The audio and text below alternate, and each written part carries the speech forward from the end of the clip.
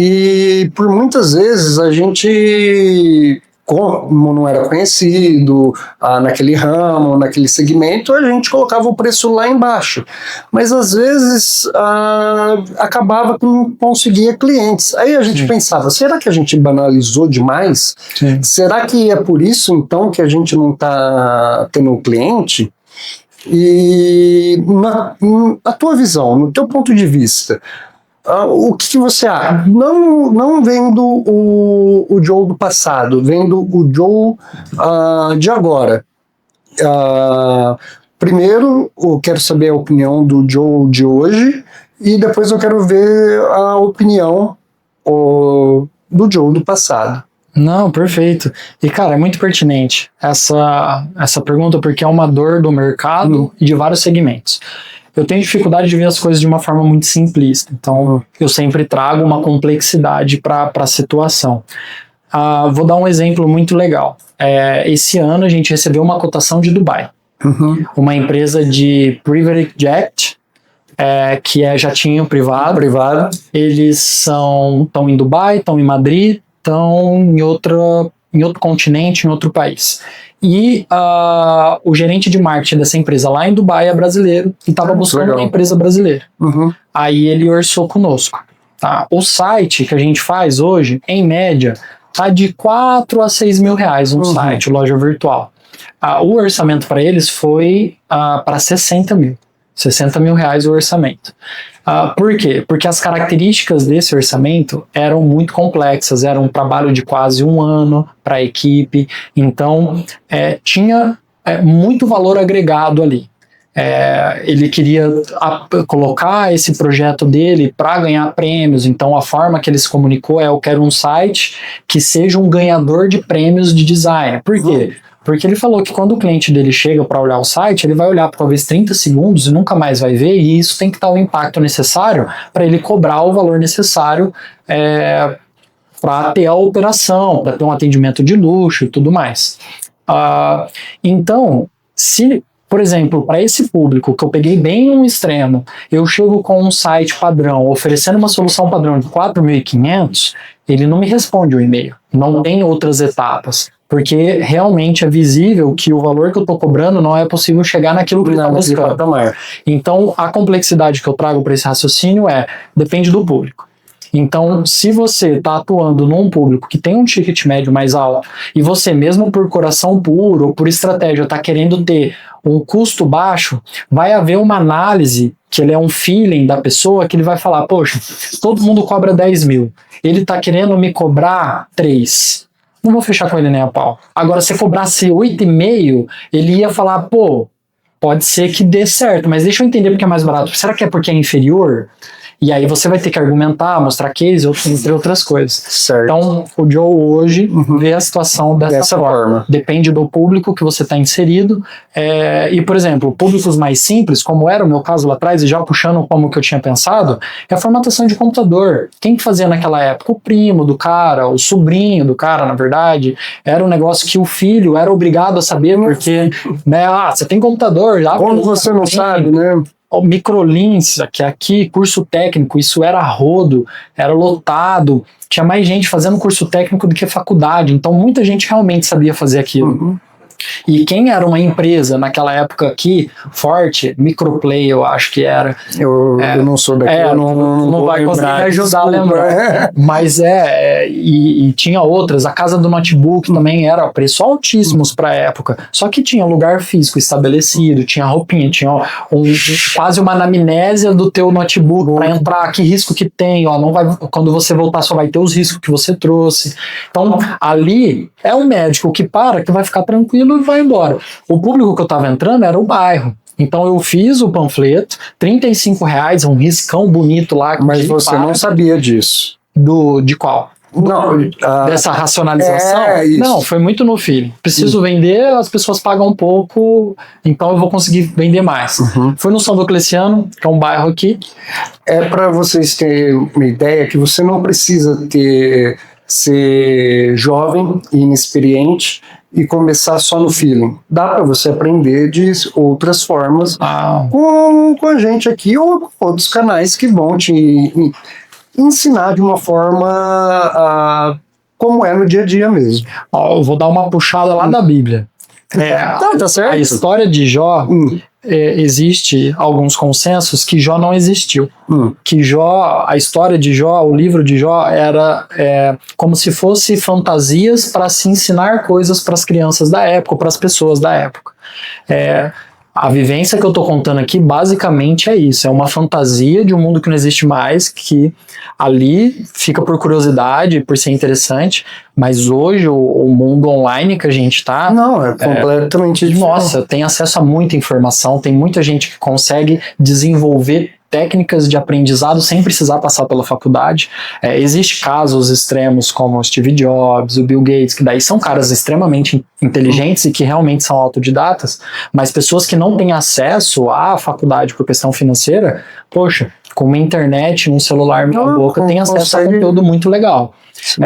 Então, é super legal isso que você falou, que a pessoa consegue buscar conhecimento e não precisa ficar batendo a cabeça na parede sozinho, né?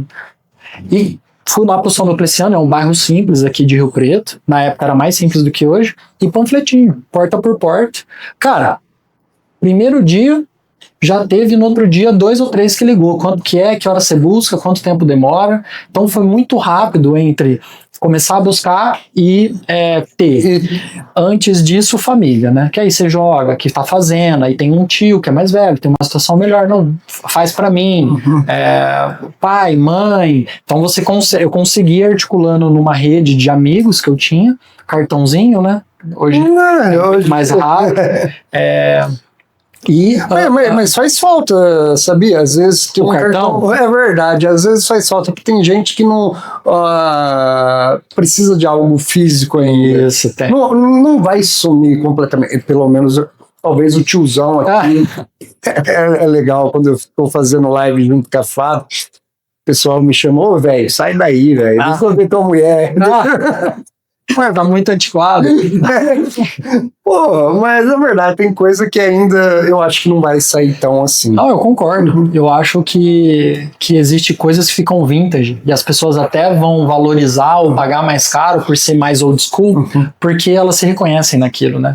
Mas com uma geração mais nova chegando, elas geralmente vão olhar com estranheza pros tiozão, né? Falar, nossa, qual é o seu WhatsApp? Manda teu Insta, vai mandar cartão. O que eu vou fazer? Eu não tenho nem carteira hoje. Fica tudo a gente já foi jovem, já. A gente usou MSN, Mirk. CQC. Não, IQC. Vixe! ICQ. Tinha o chat do UOL, que era muito forte.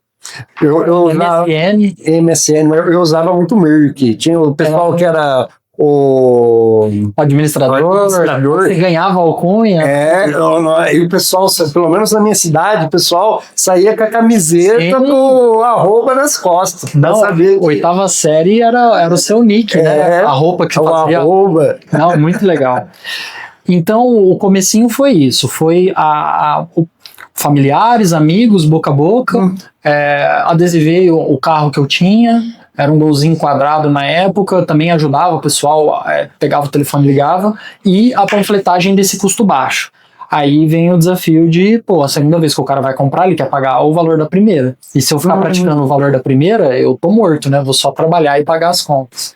E uma coisa mega importante, eu me considero muito privilegiado e sortudo. Então eu tava dentro da casa da minha mãe, não tinha que pagar um aluguel, eu tava num quartinho lá, todo o equipamento que eu precisava comprar, eu pegava emprestado do meu pai o dinheiro, comprava o HD, vendia para o cliente, recebia e devolvia para ele. Então eu precisei de investimento zero pela minha rede de apoio, por causa da rede de apoio. Entendi. Isso me possibilitou fazer o que eu fiz com o preço, porque eu só preciso que as pessoas me conheçam, eu não precisava de ganhar dinheiro ali. Eu precisava empatar a operação. Você acredita que, tendo uma força de vontade que você teve, não nessas mesmas condições que você teve, tendo umas condições condições inferiores, que a maioria da população hoje no Brasil enfrenta, você acha que ainda assim é possível empreender? Cara, com certeza dá. Só que existe barreiras de entrada para cada segmento. Então, a pessoa pode ter a força de vontade que ela quiser, que dependendo da situação dela, virar médico é quase impossível. Virar presidente da República. Eu tenho uma força de vontade de virar o presidente da República. Meu amigo, depende de muitas coisas que não é só da sua força de vontade. Então, no meu caso, eu também fui direcionado para um segmento que a minha rede de apoio poderia suportar. Então, foi possível ali comigo.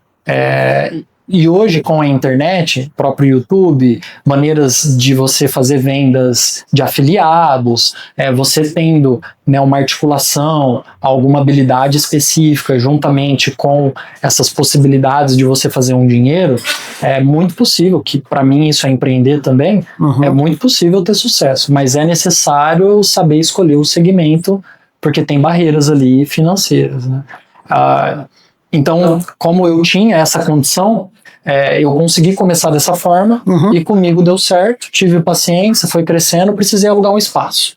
Saí de casa, estruturar, tô ganhando dinheiro, não preciso mais dinheiro do meu pai, já tenho um fluxo de caixa que eu aprendi no Sebrae, que é importante ter, para você ter o oxigênio do negócio. Precisei alugar um lugar. Onde eu fui alugar? Aqui. Então, você comentou que eu era fundador da Eco. Aqui mesmo? Cara, aqui mesmo. Você comentou que eu era fundador da Eco. Na verdade, eu não sou fundador, eu sou sócio, mas eu entrei. Desculpa, gente. Você não sabia? Não sabia. Faz tanto tempo. A Eco já tinha um ano e pouco. A Eco era de 2 sócios, o Leonardo Negrão e do Márcio Pereira. Nosso amigo. O nosso amigo, Marcinho. Nosso atual capitão do rugby e que hoje trabalha numa grande empresa. Sim. Tem muito sucesso, uma pessoa maravilhosa pra gente trazer pra Sim, espero que ele possa vir aqui e dar a sua experiência de vida e de profissionalismo e que ele conseguiu chegar onde está agora, num cargo de grande importância numa empresa que agora virou multinacional, né? Exato. Foi comprada por um grupo do exterior. Do exterior, canadense, se eu não me engano. É verdade. E aí, o Leonardo e o Márcio eram sócios e aqui onde nós estamos era uma retífica de motor. O andar de cima era o escritório da Eco Web Design e tinha um quarto vago. E eu falei pro Léo, Leonardo Negrão, ele é sobrinho da minha madrasta. Então, meu pai é casado com minha madrasta e o sobrinho dela é o Leonardo. Eu acho que foi a parte mais difícil de toda a nossa conversa para entender. Ele é como se fosse meu primo postiço. Entendi. Então, eu conheci ele, eu sabia que tinha Eco aqui. Quando eu tava buscando, eu falei, poxa, a gente frequentava a casa ao lado aqui, que era da avó dele, a dona Mércia, tomava café junto. Então, vocês já se já se conheciam pela família. Pela família, mas não eram amigos próximos. Não eram muito próximos.